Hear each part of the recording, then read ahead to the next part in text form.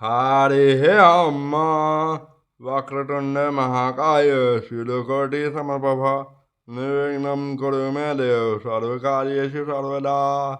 प्रिय दर्शकों नमस्कार, जय श्री कृष्णा।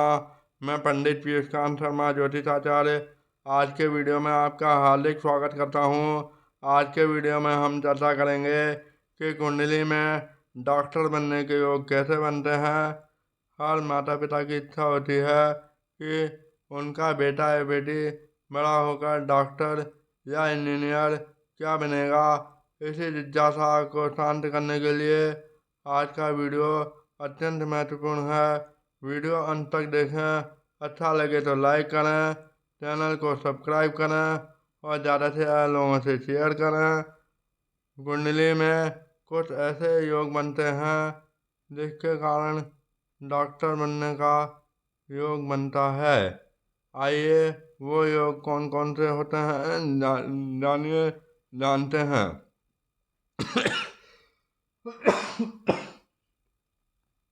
सबसे पहली बात तो ये है कि डॉक्टर और इंजीनियर बनने के लिए पाप ग्रहों की महत्वपूर्ण भूमिका होती है, महत्वपूर्ण योगदान होता है। शुभ ग्रह कभी भी डॉक्टर या इंजीनियर नहीं बनाते हैं, कलाकार बनाते हैं, चित्रकार संगीतकार आदि बनाते हैं।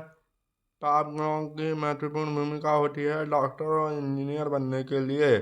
पाप ग्रह कौन कौन थे? सूर्य, मंगल, शनि, राहु और केतु,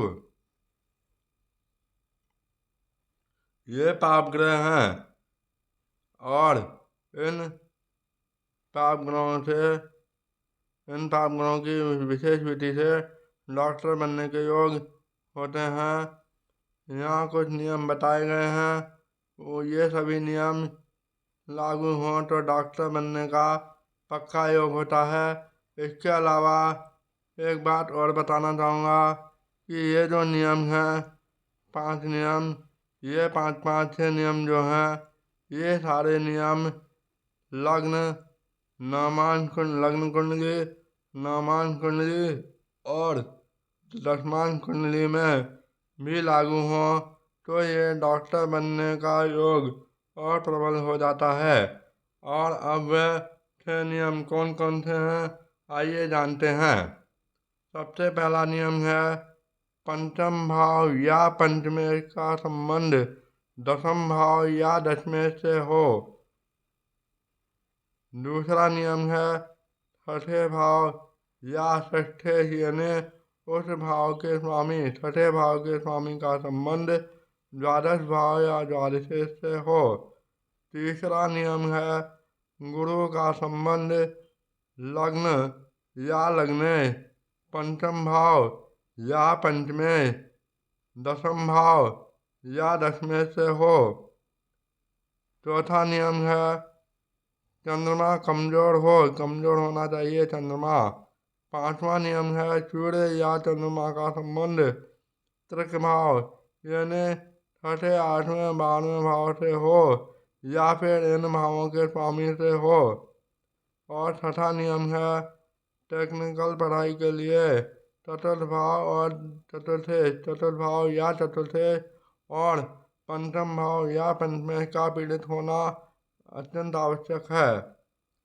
अब हम आपको बताएंगे इन नियमों को कुंडली में अप्लाई करके कैसे अप्लाई करें और उसका कारण भी बताऊंगा।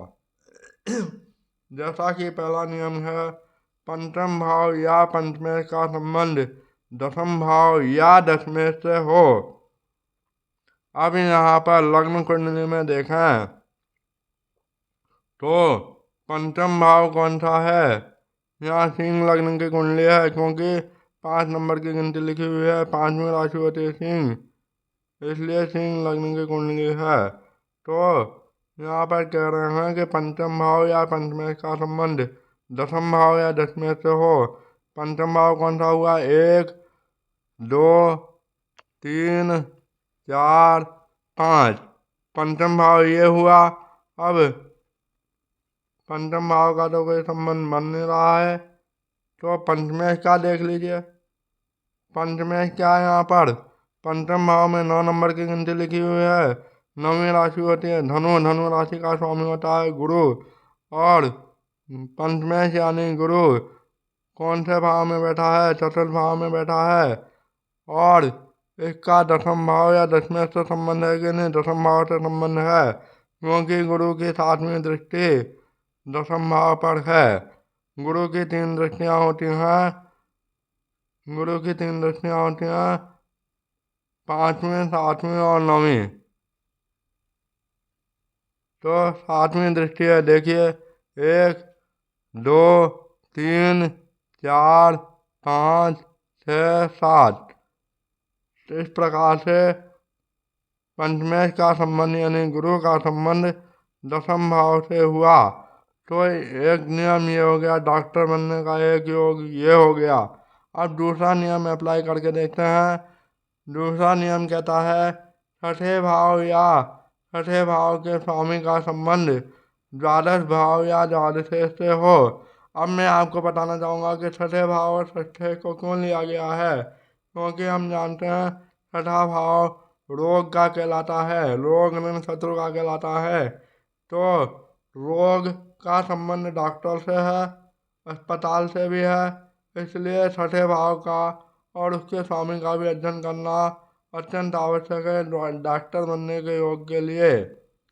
और द्वादश भाव या द्वादश का इसलिए क्योंकि द्वादश भाव हम जानते हैं कि खर्चे का भाव है, अस्पताल का भाव है, जेल यात्रा का भाव है, इसलिए अस्पताल का भाव होने से द्वादश भाव द्वादश का भी अध्ययन अत्यंत आवश्यक है डॉक्टर के योग के लिए।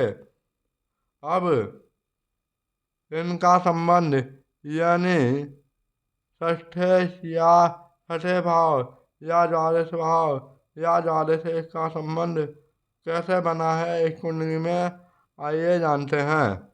तो अब देखिए यहाँ पर छठा भाव कौन सा हुआ? ये वाला 1, 2, 3, 4, 5, 6 छठा भाव है ये। और क्या कह रहे हैं? इसका द्वादश भाव से संबंध होना चाहिए। तो यहाँ पर तो कोई ग्रह है नहीं, 12वें भाव में भी कोई ग्रह नहीं है, छठे भाव में भी कोई ग्रह नहीं है। चलिए अब षष्ठे षष्ठे को देखो। षष्ठे षष्ठे और द्वादश का संबंध। षष्ठे यहाँ पर है शनि। शनि ये रहा शनि। और द्वादश यहाँ पर चंद्रमा है, तो ये भी संबंध नहीं बन रहा है। चलिए दूसरे तरीके से देखें। अब शनि की दृष्टि को देखें। 1, 2, 3, 4, 5, 6, 7, 8, 9, 10 षष्ठे यानी शनि की दृष्टि द्वादश भाव पर पड़ रही है। इस प्रकार से षष्ठे का संबंध द्वादश भाव से हुआ, अतः यह भी डॉक्टर बनने का योग है। अगला नियम कहता है गुरु का संबंध लग्न या लग्नेश, पंचम भाव या पंचमेश, दसम भाव या दशमेश से हो। अब गुरु क्योंकि ज्ञान के कारक ग्रह माने गए हैं ज्योतिष शास्त्र में, अब गुरु का संबंध लग्न या लग्नेश से हो। तो लग्न या लग्नेश से तो कोई संबंध बन नहीं रहा है, क्योंकि लग्नेश सूर्य है, तो इससे तो कोई संबंध बन नहीं रहा है। और पंचम भाव का स्वामी जा करके चतुर्थ भाव में बैठा है और पाप ग्रह के साथ बैठा है, पीड़ित है। और दूसरी बात यह है गुरु का संबंध दसम भाव से है। दसम भाव में पूरी दृष्टि पड़ रही है, सप्तम दृष्टि। तो इस प्रकार से संबंध बन गया, गुरु का संबंध बन गया दसम भाव से। यहाँ लिखा है गुरु का संबंध दसम भाव या दसवें से हो तो दसम भाव से संबंध बन गया, तो ये भी डॉक्टर बनने का योग हुआ, क्योंकि गुरु की दृष्टि दसम भाव पर पड़ रही है चतुर्थ भाव में बैठ करके। अब अगला नियम कहता है चंद्रमा कमजोर हो। चंद्रमा क्यों कमजोर होना चाहिए? क्योंकि चंद्रमा जो है भावना, भावुकता, संवेदनशीलता को दर्शाता है। चंद्रमा जो है ज्योतिष शास्त्र में मन का कारक माना गया है। यदि यह कमजोर होगा तो व्यक्ति बहुत कठोर निर्णय लेने में सक्षम होता है। जैसे कोई डॉक्टर है, वो किसी मरीज के खून में खराबी देख करके या किसी का जैसे ऑपरेशन करना हो तो कट लगाने से वो डॉक्टर नहीं डरेगा, क्योंकि उसका चंद्रमा कमजोर है, वह संवेदनाओं से हीन है, वह भावनाओं से हीन है। उसे सिर्फ मरीज का इलाज करना होता है।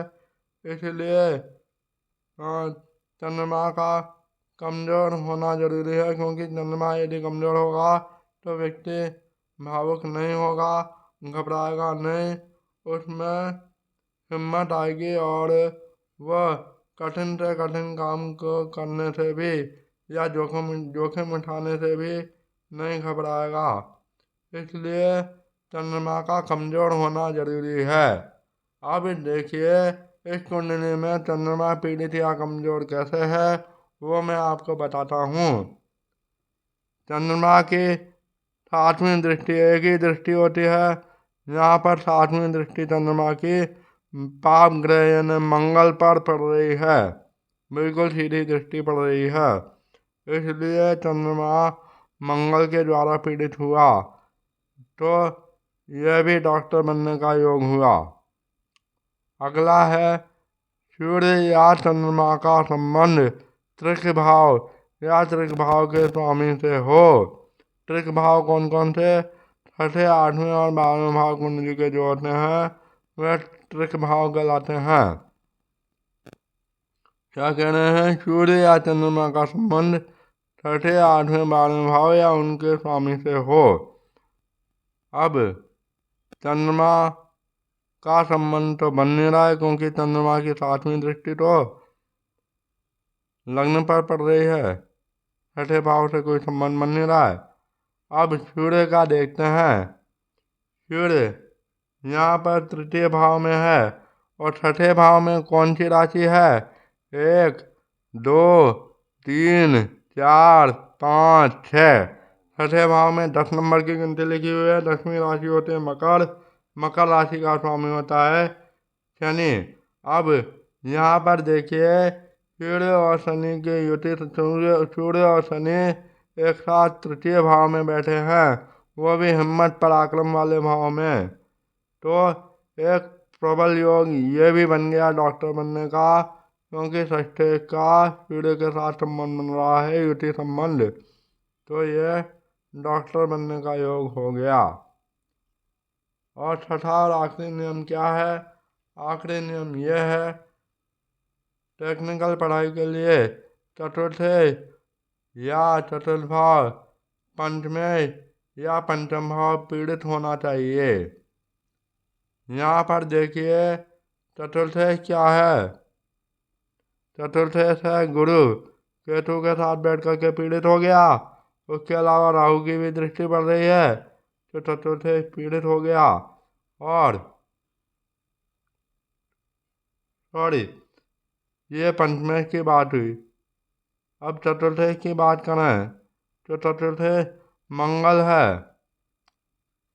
मंगल की दृष्टि जो है 1, 2, 3, 4। मंगल की चौथी दृष्टि केतु पर पड़ रही है। 5, 6, 7, 8। मंगल की चौथी दृष्टि केतु पर पड़ रही है, तो ये भी इस प्रकार से मंगल भी पीड़ित हो गया, यानी चतुर्थे भी पीड़ित हो गया। और पंचमे केतु के साथ होने पर और राहु की दृष्टि होने पर पीड़ित हो गया। इस प्रकार से चतुर्थेश और पंचमेश दोनों पीड़ित हुए, इसलिए ये भी डॉक्टर बनने का योग बना। इस प्रकार से डॉक्टर बनने के योग बनते हैं। यही सारे नियम आप नवमान कुंडली, दशमान कुंडली में भी अप्लाई करें। ये सारे नियम अगर इन तीनों कुंडलियों में, लग्न कुंडली, नवमान कुंडली और दशमान कुंडली में लागू हो रहे हों तो डॉक्टर बनने का योग और प्रबल होता है। कैसे अप्लाई करना है? जैसे यहाँ लग्न कुंडली में अप्लाई किया वैसे ही नवमान कुंडली और दशमान कुंडली में भी अप्लाई करें। आशा करता हूँ आपको ये बात समझ में आई होगी। डॉक्टर बनने के योग कैसे बनते हैं? वीडियो अच्छा लगे तो लाइक करें, चैनल को सब्सक्राइब करें और ज़्यादा से ज़्यादा लोगों से शेयर करें। मिलते हैं अगले वीडियो में, तब तक के लिए नमस्कार। जय श्री कृष्णा।